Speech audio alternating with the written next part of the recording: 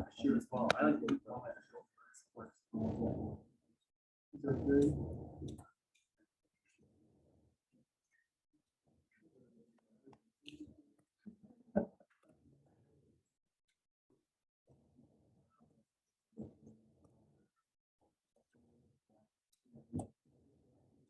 Okay, so let's get started. So last class we talked about Mohr circle and we did a couple of problems. And one of the things about Mohr circle is that it's only used to find stresses in a plane, right? So two-dimensional stresses. So you can find stresses at any inclination using the Mohr circle. You could also use the formulas. In general, when we talk about stresses in a machine element, there would be three-dimensional stresses. So there would be stresses sigma x, sigma y, sigma z, tau x, y, and the family of shear stresses. So that makes life a little hard. It's pretty complex. But what happens is, in reality, since machine elements are pretty simple in their geometry, they're usually cubes or shells or blocks. You can always make an argument that stresses are normally in a plane, and so you can just isolate an element and find the stresses on it. So points of interest. The stresses would be like the ones I've shown there. There are 3 normal stresses, and there are 6 shear stresses, but they actually come in pairs. So it's really 3 shear stresses. Okay, so that's the general 3D stress. And we take whatever we learn in Mohr circle for 2D and analyze 3D by treating stresses are acting in a plane and they don't really interfere too much. Okay. So 3D stress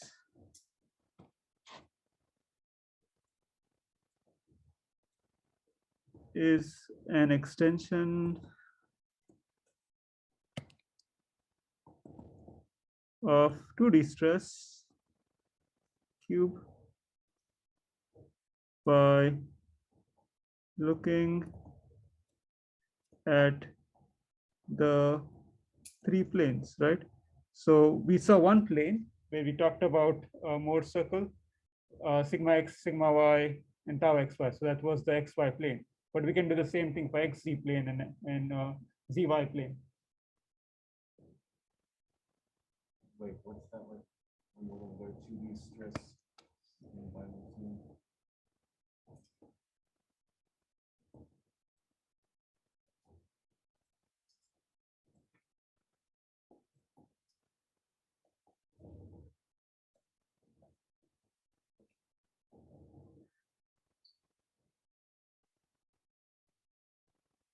Okay, so if you do that, we have 3 planes, and the 3 planes are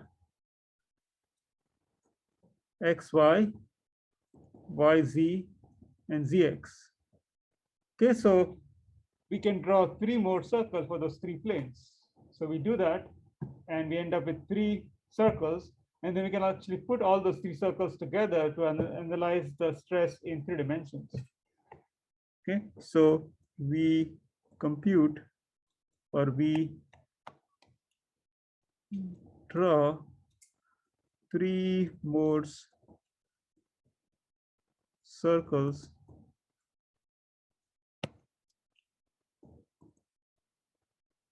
for the 3 planes and draw these circles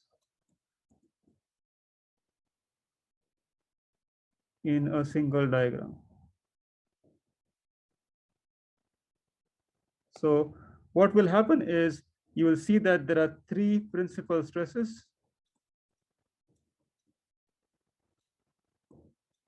Sigma 1, sigma 2, sigma 3. So whatever you get, you need to arrange them such that sigma 1 is greater than sigma 2 is greater than sigma 3, right?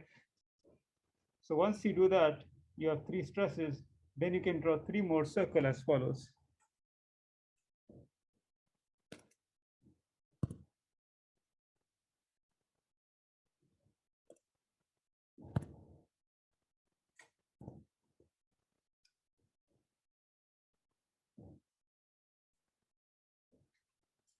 Okay, that's one.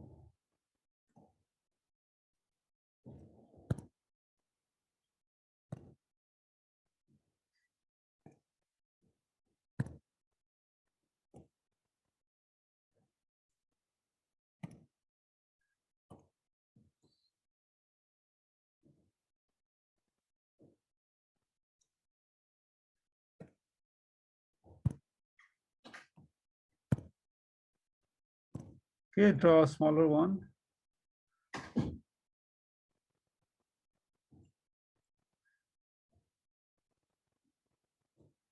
and then the last one.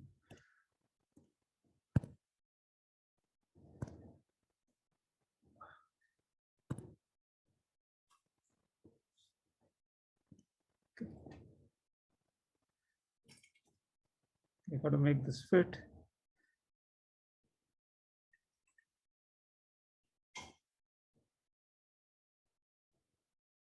That looks right.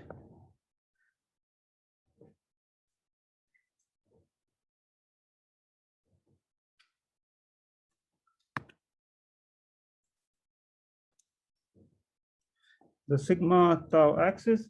And what I really did was found those three circles and then plotted them. You always see that there'll be a circle which inscribes the other two circles, always be the case. And you can write the stresses here now. Sigma 1 is the maximum stress, sigma 2 is the middle stress numerically, and then sigma 3 is the minimum stress.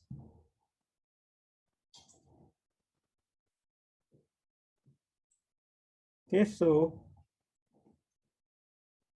the centers of the circles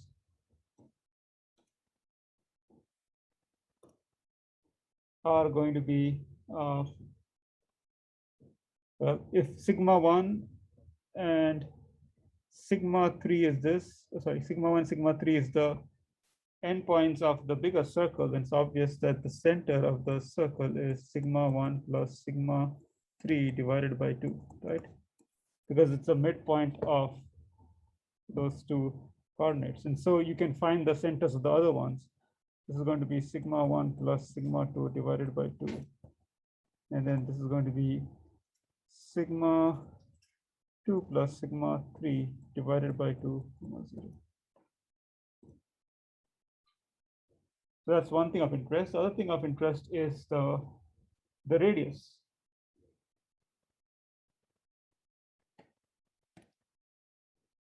Okay, the radius is it's this.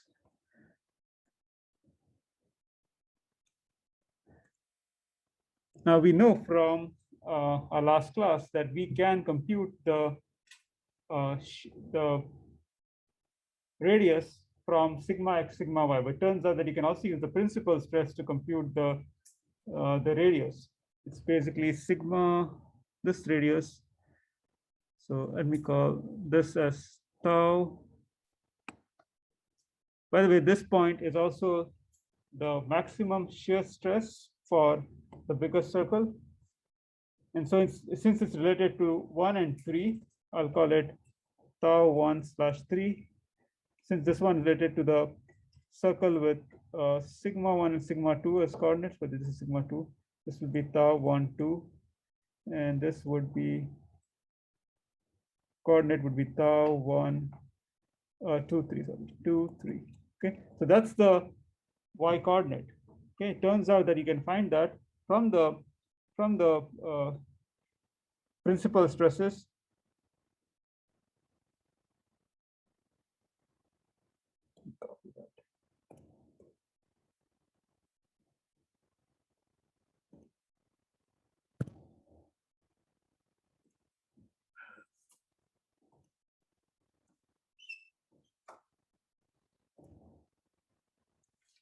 Okay, for a second, let's just get rid of these centers.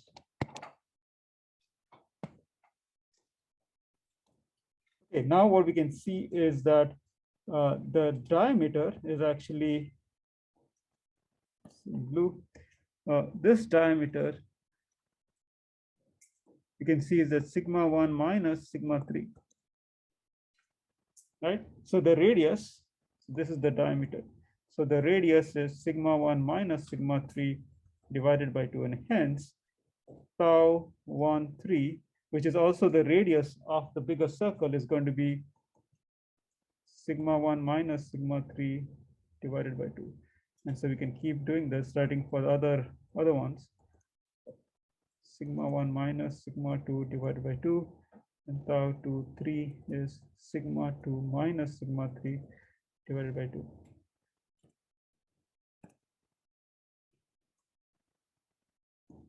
In other words, if you know the principal stresses, you can pretty much draw the Mohr circle, because you know the center of the circle and you know the radius of the circle or diameter of the circle.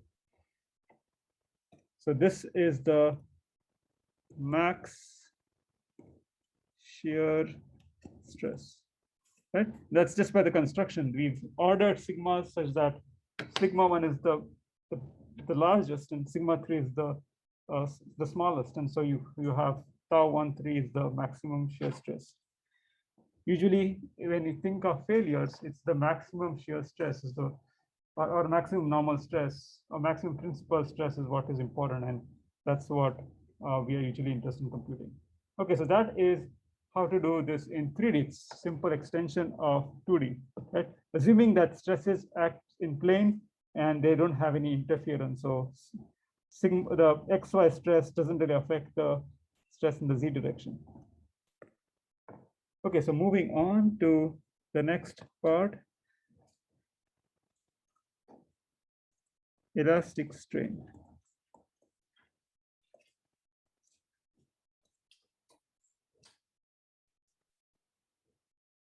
Now we've talked about elastic strain in the past. We typically, if you want to have like a beam or a bar, and then you apply a force which corresponds to some stress in the x direction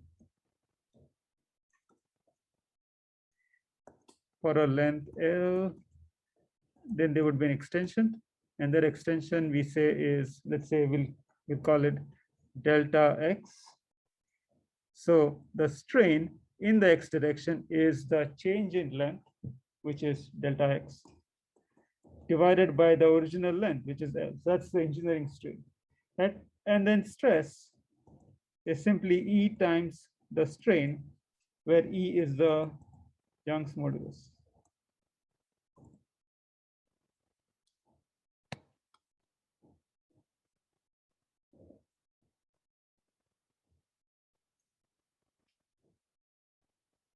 Okay, so that's nothing new. We've done that before.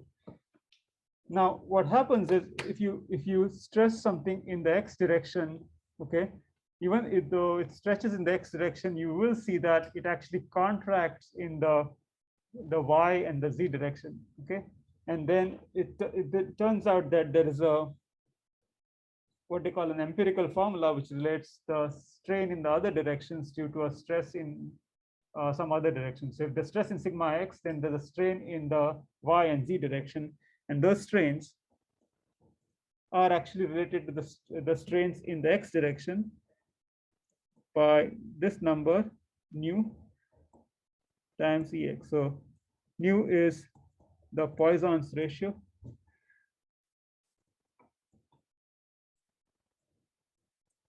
and it basically relates the stress in one direction with the strain in one direction with the strain in the other one. So here there's only stress in the applied stress in the x direction. It leads to a strain in the y and z direction.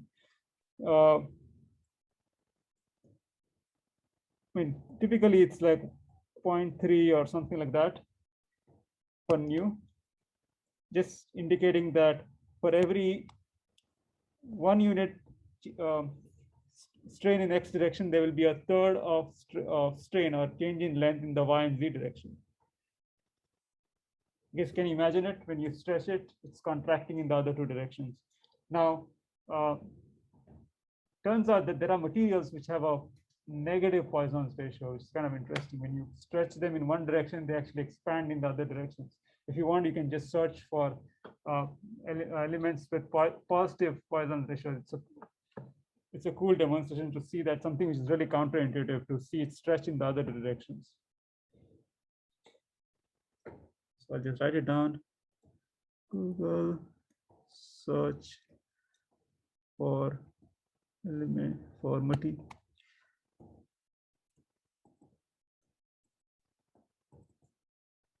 negative Poisson's ratio.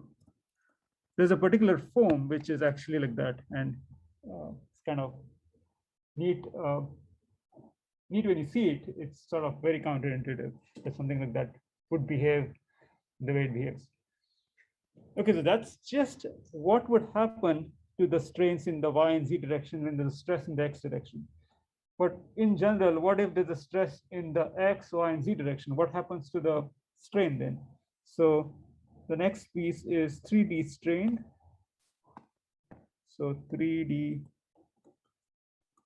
strain. That is, if you take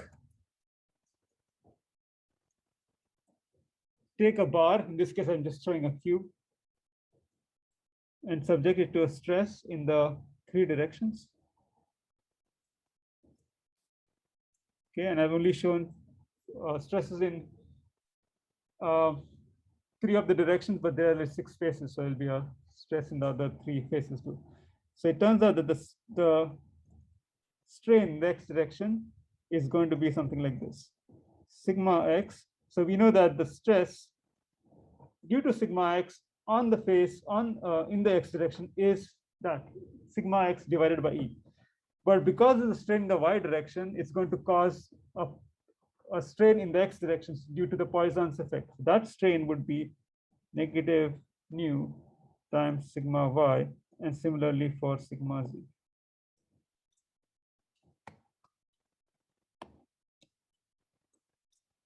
In other words, the first part is only due to strain in the x direction. The second 2 parts are because of the Poisson's effect. That is, the strains in y and z direction affect the strain in the x direction. And we can do something similar for the other 2 directions. So sigma y minus Poisson's ratio sigma x plus sigma z, and then strain in z is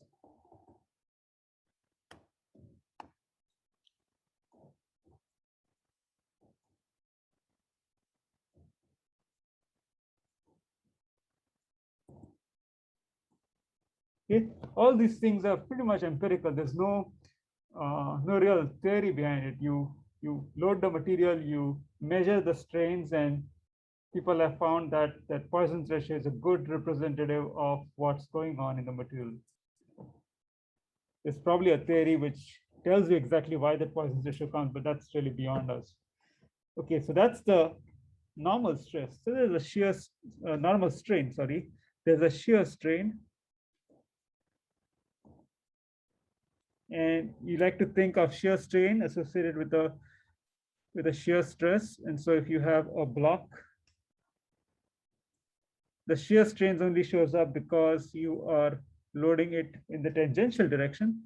And so because of this shear stress tau, this, and of course this is fixed on the base, otherwise it's not going to twist like I'm showing here.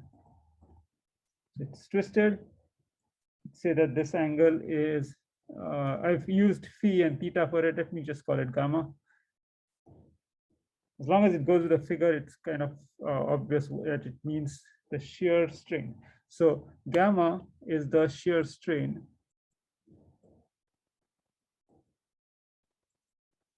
Okay. It is given as the shear stress divided by G, and G is the shear modulus, which is again a quantity which comes from loading this material. So it's an empirical quantity. Different materials would have different shear modulus. Okay, gamma, the other way people like to think of this, if you know the extension here, let's call that, so let's say this is in the x direction. And then this length is L. Then gamma is also x divided by L, the way I've shown it there.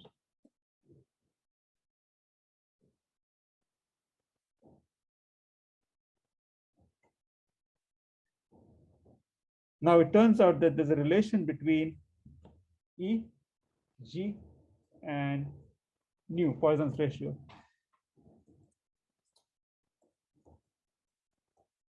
Okay, and I'm not showing you the derivation, but there is a derivation to prove this. Okay, I don't think it's important, but it's sometimes important to know the expression, the actual relation, because if you know the shear stress, the shear strain, and the normal strain are all related and they are not independent. That's what this relation is to do.